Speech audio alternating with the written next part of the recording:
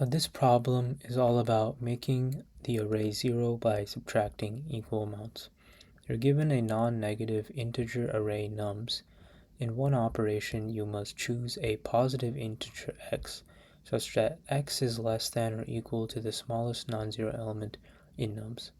And to do so, you need to subtract x from every positive element in nums and return the minimum number of operations to make every element in nums equal to 0. So when we look at this example here, we have this non-negative integer array, and in the first operation they pick the smallest non-zero element, which is 1, and they subtract each value by 1, which gets you 0, 4, 0, 2, 4.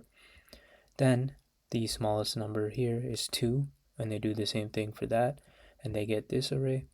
And then the smallest non-zero number here is also again 2, and then you finally get this array. So the minimum number of operations to make every element in nums for this case is equal to 0. And this is when you have one element and it's 0, so then you would have 0 operations needed. So initially, when you look at this, a brute force solution would be to loop through the entire array, where you basically loop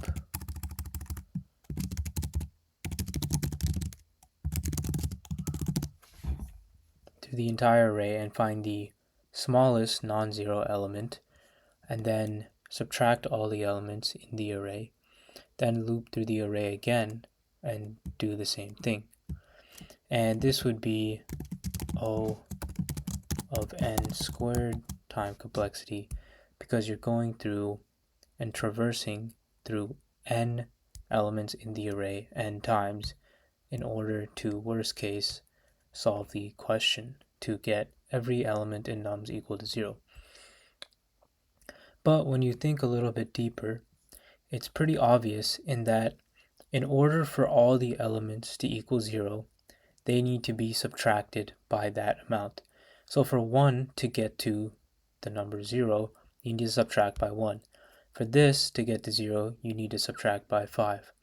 And if we can assume that there always exists an element where all the values are equal to 0, because you can do any number of operations, then you would basically have to return the number of unique non-zero numbers in the array, which would be your answer. So in this case, the amount of unique non-zero numbers is 1, 2, and 3, since there are 2 5s, which was the output.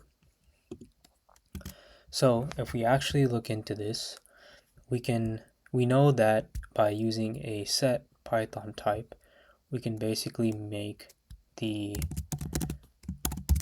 num array a set, nums array a set. So now that we have all the duplicate numbers, we can basically traverse through the numbers num in unique nums and basically count whenever the num does not equal 0, and then we can return the count.